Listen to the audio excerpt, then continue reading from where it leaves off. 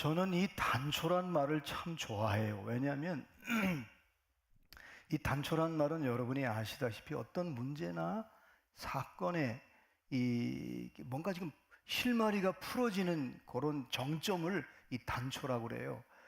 또 어떤 사람이 얘기를 했는데, 무슨 얘기를 했는데, 간증을 했는데 갑자기 내 문제가 풀리지를 않았는데 그 사람의 이야기를 듣다가 갑자기 그거였어. 그래서 이 단초란 말이 굉장히 우리 신앙생활하는 사람들에게는 굉장히 중요합니다. 인사이트라고도 말할 수 있고, 또 개인적으로는 포인트, 깨달을 때 그거였어. 왜 음식 만들다가 이것저것 넣었는데 이게 맛이 없네, 뭘 하나 딱 넣는데 이거야 이거, 이렇게 뭔가가 이게 단초가 새롭게 변화되고 새롭게 창의력이 생기고 새로운 창조가 펼쳐지는, 변화가 펼쳐지는 정점이라고 말할 수 있어요. 특별히 초대교회는 하나님의 나라가 굉장히 막연했어요. 또 성령의 역사가 이게 성령의 역사인지 아니면 뭔지, 뭔가 마음이 평안한데 이게 진짜 하나님이 평안을 준 건지 막 그럴 때, 갑자기 이게 확신이 들을 때, 깨달아질 때, 이거야 라고 깨달아질 때 이 단초가 그때부터 확장되기 시작합니다. 그래서 초대교회 사도들이 처음으로 이제 점점 갈수록 하나님의 나라가 이거구나, 이거였구나, 주님의 일을 할 때 이렇게 해야 되는구나, 이렇게 기도해야 되는구나, 이렇게 섬기는 거구나라는 걸 점점 단초가 점점 확대될 때 드디어 초대교회가 굉장히 건강해지게 됐습니다. 오늘 이제 이 사도행전 4장은 전체 내용 가운데 제자들이 예수님이 부활 승천하시고 난 뒤에 성령을 받고 난 뒤부터 이들이 갑자기 예수님의 이름으로, 예수님의 권세로 담대하게 복음을 전할 때 병든 자가 치유되고, 귀신 들린 자들이 귀신이 떠나가면서 자기들도 놀랬고 공동체가 놀랬고, 그리고 특별히 오늘 사도행전 4장에는 하루에 5,000명이 예수님을 영접하는 놀라운 사건이 있었어요. 그런데 항상 이런 하나님의 역사가 있는 곳에는 대적이 있어요. 어떤 대적이 있었느냐? 사두개인들, 소위 예루살렘에서 제사장 그룹으로 성전에서 제사를 드리는 사람들, 아무리 제사를 드려도 귀신이 떠나가지 않아요.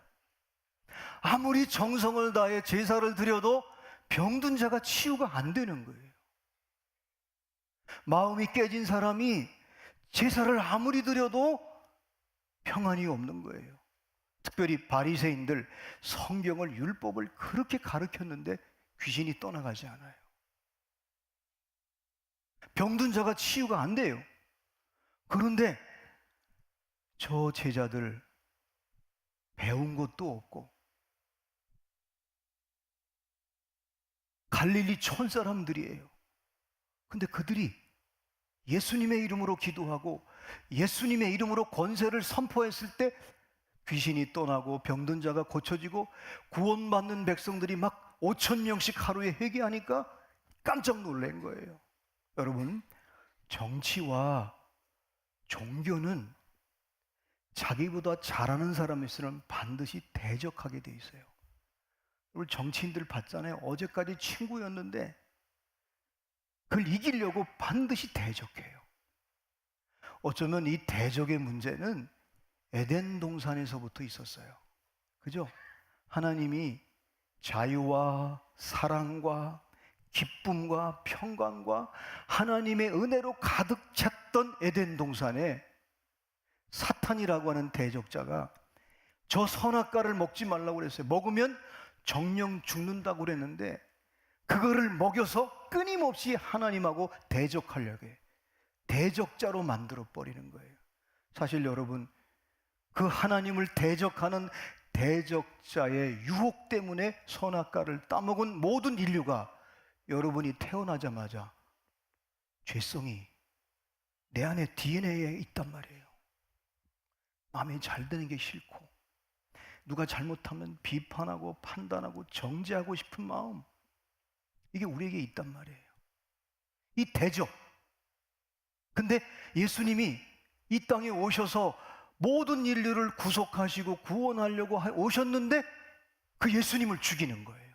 누가 죽였어요? 로마 제국의 빌라도가 죽였어요. 누가 죽였어요? 종교인들, 사두개인들과 바리새인들이 예수님을 죽였어요. 끝나는 줄 알았는데 예수님이 부활하셨어요. 그리고 승천하셨어요.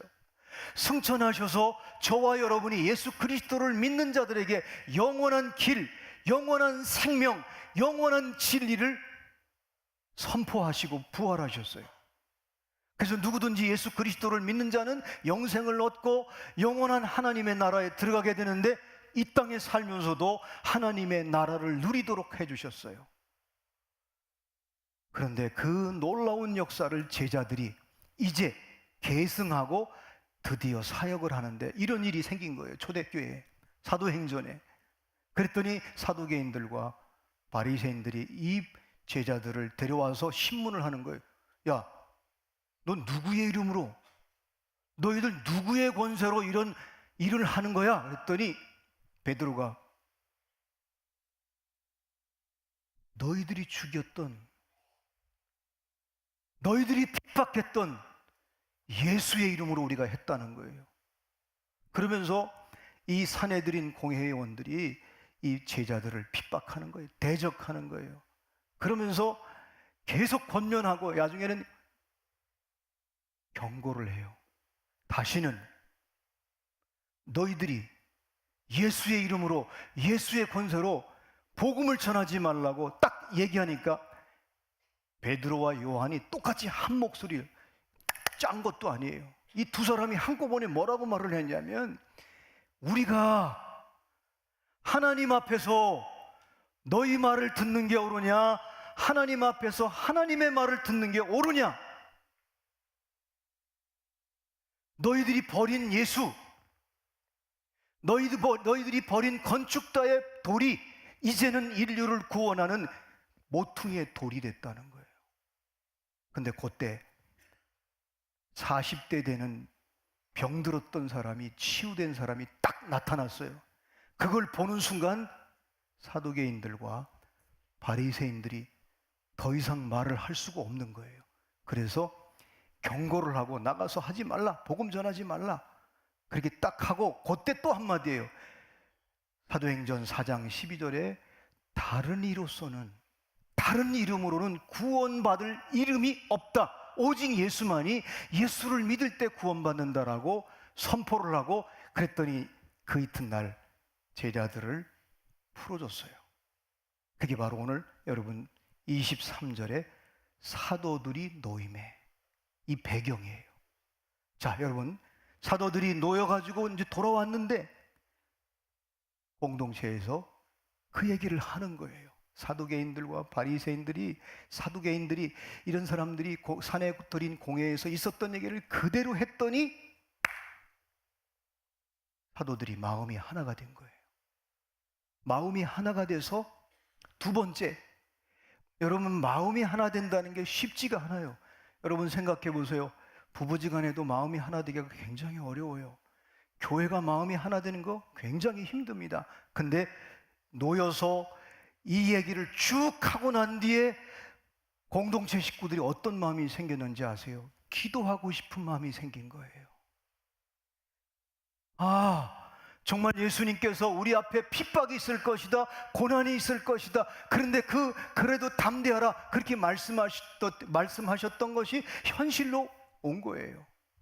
그래서 이들이 모여서 한 마음으로 기도하는 마음이 생겼어요. 두 번째, 그들이 부르짖기 시작했어요. 소리를 질러서 기도했어요.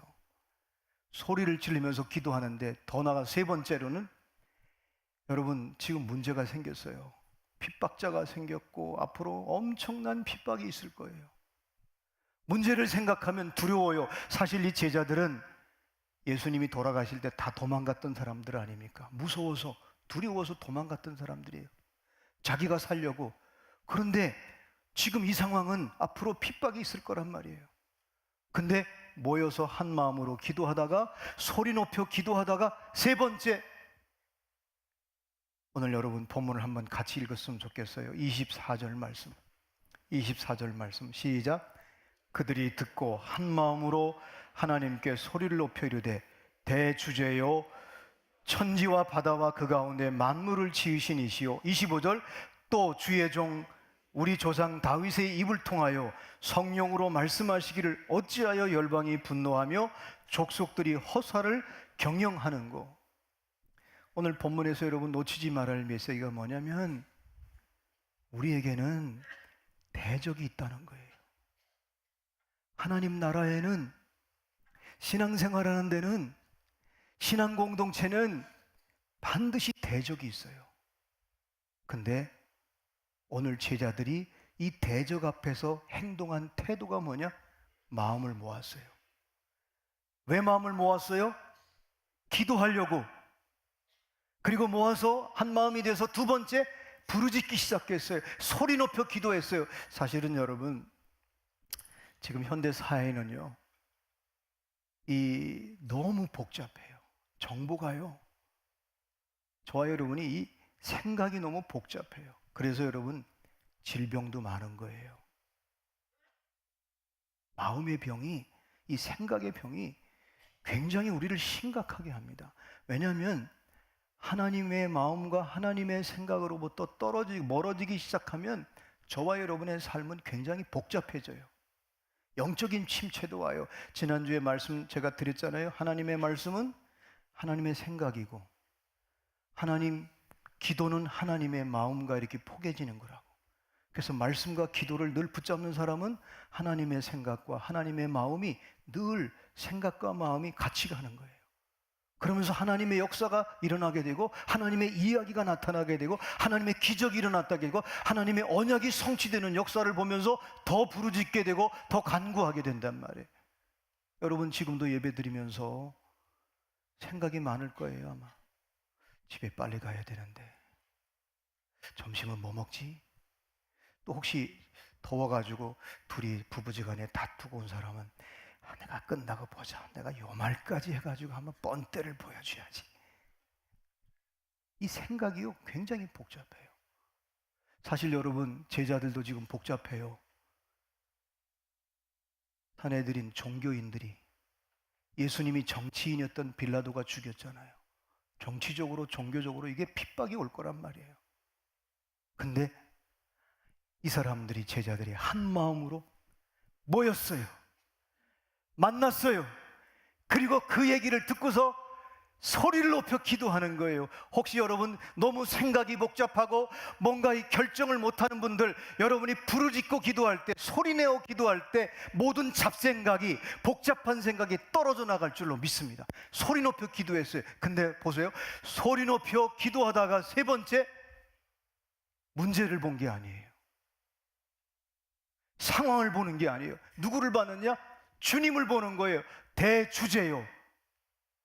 우리들의 당면은 앞으로 문제, 사건, 이 상황을 보면 염려가 돼요. 근심돼요. 걱정이 돼요. 근데 주님을 보는 거예요. 그럼 바라보면서 뭐라고 그랬냐면 대주제요. 이 모든 역사를 주장하시는 분이 누구냐? 하나님이라는 거예요. 하나님을 바라보니까 네 번째, 오늘 본문에서 놓치지 말할 메시지가 뭐냐면, 하나님을 바라보니까 갑자기 성령께서 말씀을 기억나게 하는 거예요. 이 말씀이 어떤 말씀이에요? 구약에 다윗이 시편 2편에 있는 말씀을 생각나게 하는 거예요. 한번 우리 PPT 띄워주실래요? 우리 같이 한번 읽겠습니다. 시작. 어찌하여 이방 나라들이 분노하며 민족들이 헛된 일을 꾸미는가?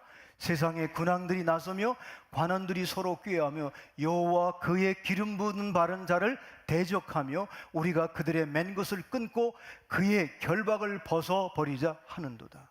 보세요, 다윗에게 제사장 나라를 꿈꾸고 하나님의 말씀과 기도로 살아가는 다윗에게, 이스라엘에게 끊임없이 주변 나라가, 제국들이 공격해 오는 거예요.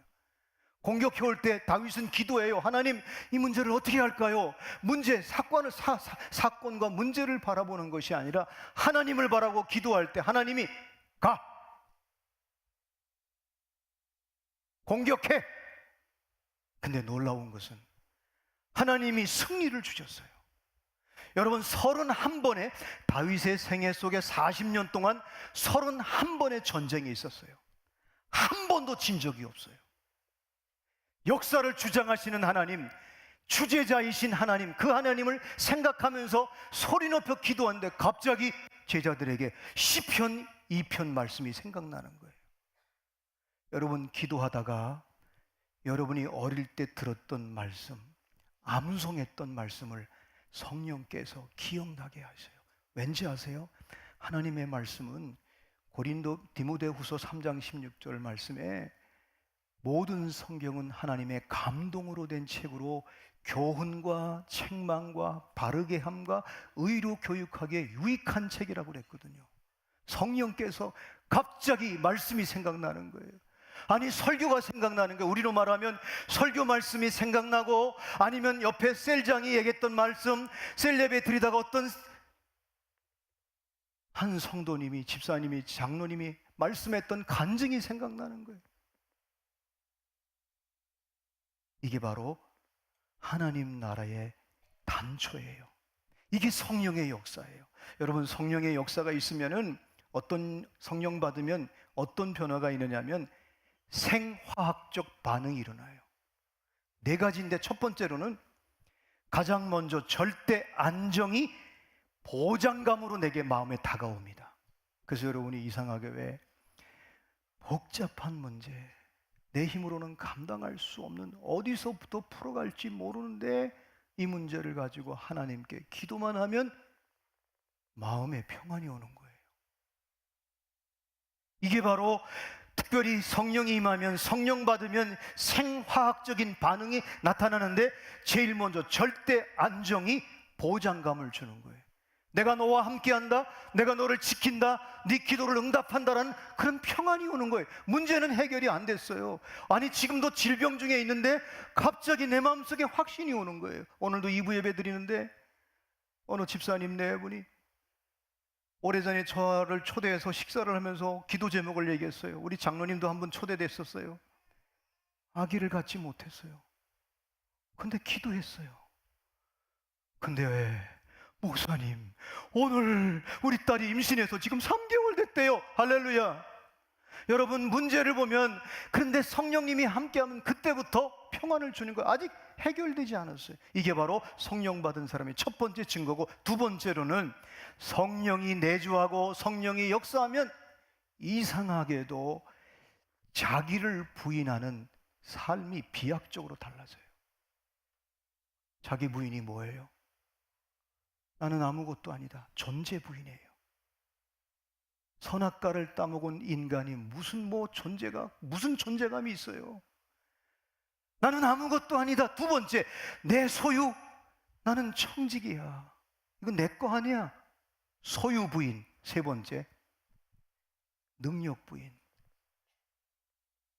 내 힘으로는 아무것도 할 수 없어요. 성령 받은 사람은 이상하게 자기를 부인하는 삶이 비약적으로 달라져요. 세 번째로는 세상의 한계를 뛰어넘습니다. 네 번째로는 가장 현실적이며 희망적인 사람으로 바뀝니다. 자, 제자들이, 사내들인 공회원들이 권면하고 그리고 경고하고 위협하지만 있는 대로 베드로와 요한이 다 선포하고 돌아와서 그 얘기를 듣자마자 한 마음으로 마음이 하나 됐어요. 성령님을 의지하자. 성령께서 마음이 하나가 되니까 그들이 소리질러 기도하기 시작했어요. 부르짖기 시작했어요. 여러분, 얼마나 복잡해요. 이 생각 저 생각. 근데 함께 부르짖을 때, 소리 높여 기도할 때 부정적인 생각, 비판적인 생각 다 사라지는 거예요. 저는 감히 이런 말씀 꼭 드리고 싶어요. 여러분, 가만히 여러분의 주변이나 또 내 인생을 한번 보세요. 자꾸 비판적인 사람은요, 이게 남을 비판하고 어떤 역사를 자꾸 비판하다 보면 나중에 비난자가 돼요. 그러면 그 사람의 역사나 그 사람의 삶은 비관적이에요.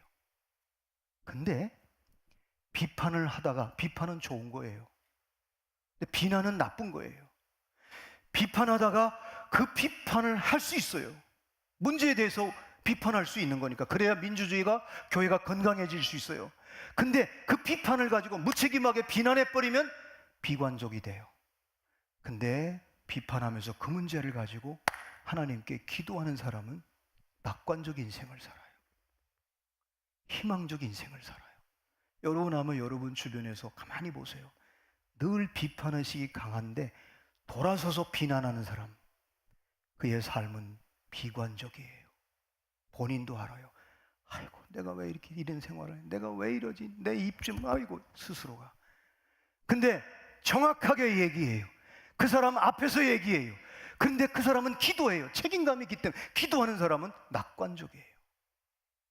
근데 오늘 이 제자들은 사실 어떻게 보면 비관적일 수 있잖아요. 근데 그 문제를 가지고 한 마음으로 함께 소리 높여 기도하고, 기도하다 보니까 누가 보이는 거예요? 이 문제, 앞으로의 핍박의 문제, 고난의 문제, 여러 가지 문제를 보는 게 아니라 문제의 답을 갖고 있고 역사를 주장하시는 주재권 하나님을 바라보는 순간 성령께서 말씀을 주시는 거예요. 그게 바로 시편 2편 1절에서 4절 말씀이에요.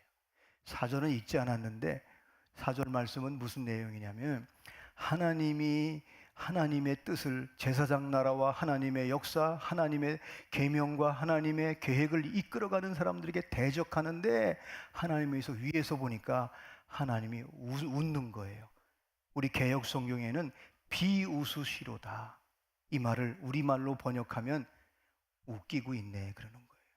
여러분 왜 아이들 기를 때 우리 두진이도 보면은 그 3살 땐가 이렇게 씨름을 했는데 내가 져줬어요. 또 자기가 이긴 것처럼 아주 다 자랑을 하는 거예요. 근데 아빠는 대견하지만은 속으로 웃잖아요. 네가 이긴 게 아니라 내가 너한테 져준 거지. 여러분, 이 역사는 지금 하나님의 손에 있습니다. 저와 여러분의 인생도, 저와 여러분의 삶도 하나님에게 있습니다. 오늘 이거를 제자들이, 사도들이 모여서 함께 기도하고 소리질러 기도하고 주님을 바라보는 거예요. 문제의 해결, 문제를 온전히 완벽하게 해결하실 주님을 바라보니까 성령께서 갑자기 말씀을 생각나게 하는 거예요. 사랑하는 여러분, 요즘에 우리 교회에 기도하는 분들이 많아졌어요. 우리 이면수 목사님하고 이제 아동부까지 끝나고 난 뒤에 그런 얘기를 했어요. 목사님, 정말 우리 아이들이 달라졌다. 작년보다 올해가 너무 달라졌다. 근데 저는 그렇게 믿습니다. 지금 새벽에 중보기도실에 1시간씩 2시간씩 이 아이들을 위해서 기도하는 분들이 점점 많아지니까 하나님이, 성령님이 우리 공동체를 새롭게 온전하게 변화시키는 놀라운 역사가 시작이 됐습니다. 여러분에게도, 가정에, 여러분에게도, 여러분의 공동체와 여러분의 직장과 여러분이 가는 곳에 그런 역사가 있기를 주님의 이름으로 축원합니다. 사도들이 이렇게 한 마음으로 합심해 기도할 때 성령께서 역사하기 시작했습니다. 사실은 여러분, 요즘에 우리 한국교회가 참 안타깝게도 오랫동안 신앙생활을 했던 분들이 이 성령의 활성화, 성령의 역사가 활성화되고 내 속에서 막 충만해지고 성령의 기름 부으심이 있어야 되는데 이게 잘 안 되는 분들이 왜 그런지 아세요? 성령님의 놀라운 역사의 비활성화는 딱 2가지예요. 하나는 불순종과 불신앙이에요. 2번째는 습관적인 죄 때문에 이 성령의 비활성화. 성령이 마음껏 활성화되고 역사가 일어나고 기름 부심이 일어나야 되는데 이게 사라진 거예요. 오래전에 어떤 장로님이 저한테 그런 고백을 하더라고요. 목사님, 내가 영적으로 침체가 되니까 밥 먹을 때도 기도를 잊어버리더라는 거예요. 여러분들은 저를 바라보는데 나는 절대 그렇지 않습니다라고 바라보는 것 같은데, 여러분 한번 영적으로 침체되면요 5분을 못 넘겨요. 기도 시간에 10분이요 빨리 일어나야 돼요. 여러분, 우리 종교 개혁을 했던 천주교에서 이제 면죄부를 팔고 이 종교가 모든 곳에 동일화시키는 이 시대에 루터가 종교 개혁을 하는데 얼마나 바빠요. 성당에 가면 무슨 노래인지를 몰라요. 그래서 독일 백성들에게 이 CCM, 우리가 부르는 이 유행가에다가 시편을 가사를 넣어서, 원래는 그 사람은 편곡도 잘하고 작곡도 잘해요. 유명한 음악의 천재예요. 그래가지고 백성들이 마음껏 노래할 수 있고 마음껏 찬양할 수 있는 찬송가를 만들었죠. 그리고 라틴 말로 성당에 가면 신부님만 혼자 읽는 거예요. 그렇게 할 수밖에 없던 배경도 있어요. 왜냐하면 성경을 읽을 때 모두가 해석이 다르니까 할 수 없이 교회가 성경을 해석하는 것은 신부만 한다, 성경을 읽는 것도 신부만 읽는다, 해석을 해주는 건 신부만 한다고 하니까 도대체 무슨 말인지를 모르니까 루터가 성경을 번역한 거예요. 독일 말로 누구에게나 성경을 읽도록 숨어서. 얼마나 바빠요, 여러분. 그런데 루터가 이런 말을 했어요. 나는 너무너무 바쁘다는 거예요. 근데 나는 바쁘기 때문에 기도한다는 거예요. 그의 일기를 보면 하루에 죽을 때까지 2시간 40분씩 기도했습니다. 바쁘면 바쁠수록 기도하는 거예요. 여러분, 초대교회가 어떻게 5,000명이 회개하고 귀신 들린 자들이 떠나가고 귀신이 떠나고 병든 자가 치유되고 날마다 구원받는 백성들이 더해간 이유는 뭐냐? 한 마음으로 함께 소리 높여 기도하고 문제를 보는 게 아니라 사건을 보는 것이 아니라 주님을 바라봤단 말이에요.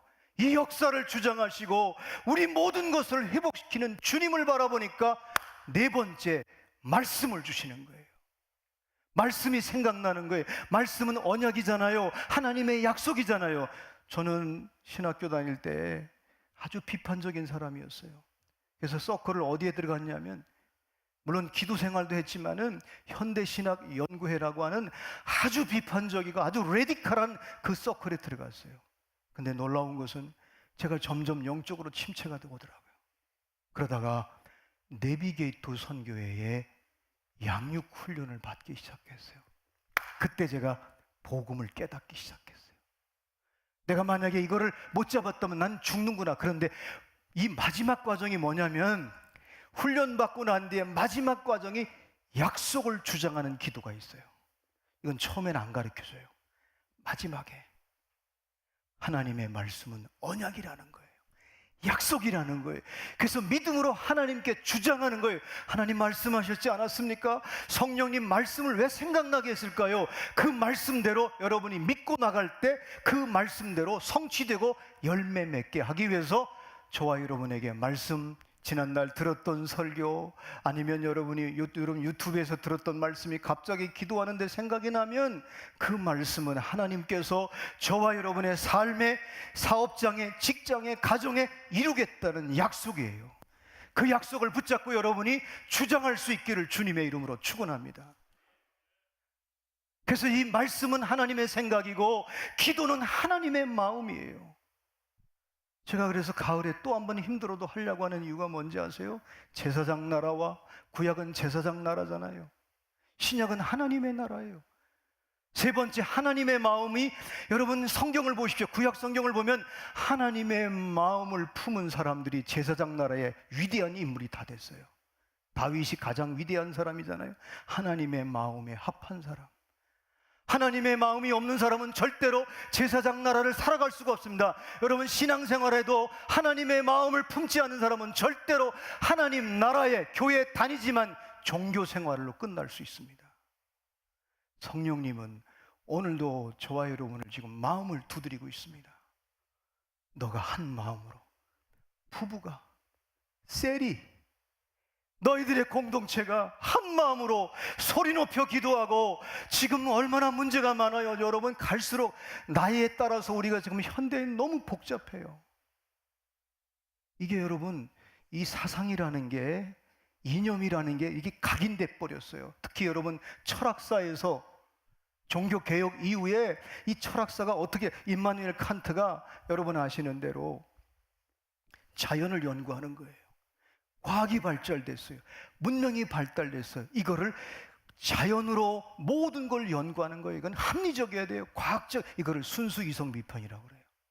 근데 인간이 도덕적으로, 문화적으로 살아야 된다. 그래가지고 이 문화적으로 도덕적 인간이 돼야 된다. 이게 실천 이성 비판이에요. 근데 중간에 어떤 목적을 가지고 해석을 해요. 목적을 가지고 풀어가요. 이거를 판단력 비판이라고 해요. 근데 서구 문화는 자연에서 문화로 가는 거예요.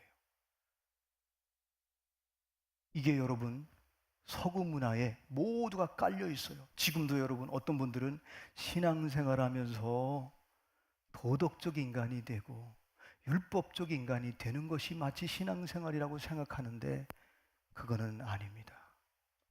신앙생활은 주 예수 그리스도 그리고 성령님 믿고 하나님의 나라를 사랑하는 것입니다. 여러분이 아까도 신앙 고백했잖아요. 신앙 고백이 뭐예요? 성부 하나님은 성자 예수 그리스도를 이 땅에 파송했어요. 왜? 저와 여러분을 구원하려고. 그래서 성자 예수 그리스도는 하나님, 성부 하나님을 드러냈어요. 증명했어요. 그분이 보냈다. 그래서 순종했어요.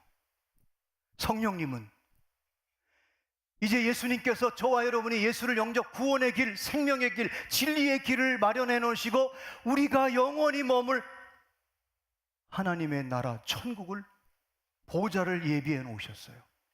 그래서 성령님은 예수님, 성자 예수님을 증거하고 그리고 드러내는 거예요. 근데 오늘 초대교회 처음 제자들이 이 사실을, 사도행전 전체를 보면 하나님 아버지께서 보낸 예수 그리스도, 그 예수의 이름, 예수의 권세, 그래서 기도할 때도 예수의 이름으로, 예수의 권세로 나아갈 때 성령님이 역사해 주는 거예요. 시간이 많이 갔기 때문에 여러분과 마지막으로 이 말을 꼭 드리고 싶어요. 혹시 여러분 가운데 내가 이렇게 살면 안 되는데, 나 이러면 안 되는데, 혹시 마음속에 그런 마음이 갖고 있는 분들은 지금 저와 여러분을 바라보면서 성령님이 탄식하고 있다는 증거예요. 로마서 8장 26절 말씀에 보면 이와 같이 성령도 우리의 연약함을 도우시나니 우리는 마땅히 기도할 바를 알지 못하나 오직 성령이 말할 수 없는 탄식으로 우리를 위하여 친히 간구하시느니라. 여러분이 내 장로인데, 내가 목사인데, 내가 권사인데, 내가 셀장인데, 내가 오랫동안 신앙생활했는데 내가 이러면 안 되지. 내가 왜 이러지? 언제부턴가 기도를 쉬었어. 기도가 안 돼. 나 이러면 안 되는데, 나 왜 이러지? 이런 마음이 드시는 분은 틀림없이 지금 여러분 마음속에 선한 양심이 하나님을 향해서 성령님이 지금 탄식하고 있는 거예요. 이 정점을, 이 단초를 여러분이 절대로 잃어버리면 안 됩니다. 이걸 잃어버리면 여러분, 성령이 떠나갑니다. 성령이 떠나가면 촛대를 옮깁니다. 요한계시록 2장 5절로 6절 말씀에 보면 그러므로 어디서 떨어졌는지를 생각하고 회개하여 처음 행위를 가지라. 만일 그리하지 아니하고 회개하지 아니하면 내가 내게 가서 내 촛대를 그 자리에서 옮기리라.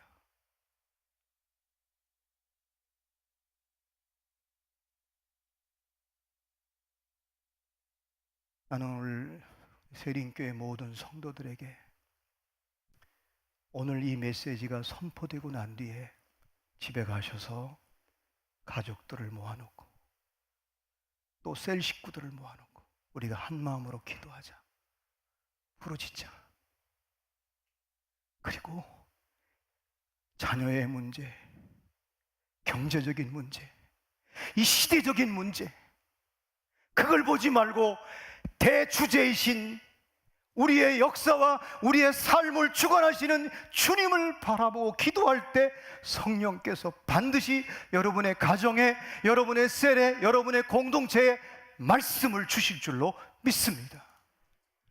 우리 마지막 절 한번 성경 읽까요? 31절 말씀 시작.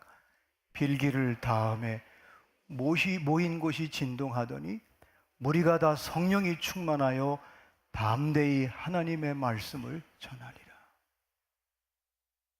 한 마음으로 소리를 높여 기도하고 문제를 보는 게 아니라, 상황을 보는 게 아니라, 사건을 보는 게 아니라, 사람을 보는 게 아니라 주님을 바라보고 기도할 때, 부르짖고 기도할 때 성령께서 말씀을 주셨어요.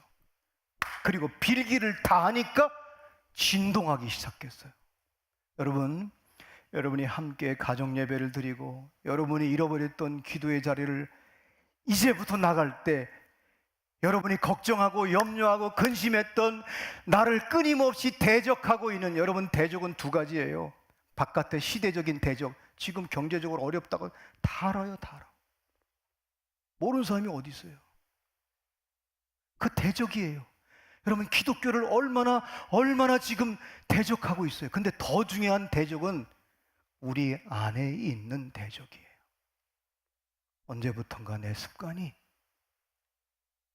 나를 대적하고 있어. 나를 무너뜨리고 있어. 내 영적인 생활을, 내게 주신 사명을, 내게 주신 은사를 전부 지금 내가 만든 습관, 내가 만든 대적이 나를 지금 삼키고 있는 거예요. 기도할 때 진동했다는 말은 흔들리면서 염려, 근심, 걱정이 다 떨어져 나가는 거예요. 할렐루야. 여러분이 부르짖고 기도할 때 주님을 바라보고 하나님의 언약의 말씀을 주실 때 여러분이 그때 진동인 거예요. 여러분, 진동이 뭐예요? 우리가 흔들렸던, 넘어졌던 우리가 바로 서서 그때부터 빌기를 다음에 모든 사람들이 성령이 충만해져서 담대해졌어요. 담대하게 말씀을 전하는 거예요. 사랑하는 성도 여러분, 나 스스로 나를 무너뜨리는 대적을 만들지 마십시오. 여러분, 다시 한번 여러분이 마음으로, 한 마음으로 부르짖고 소리 높여 기도하고, 하나님, 제가 잘못했습니다. 제가 죄인입니다. 공동체 앞에서 그거는 내 숨은 동기, 내 마음속에는 그게 잘못됐다고 고백할 때 성령께서 우리를 회복시켜주고 온전케 하시고, 그리고 저와 여러분을 담대하게 하여서 하나님 나라 백성으로 살아가게 해 주실 줄로 믿습니다.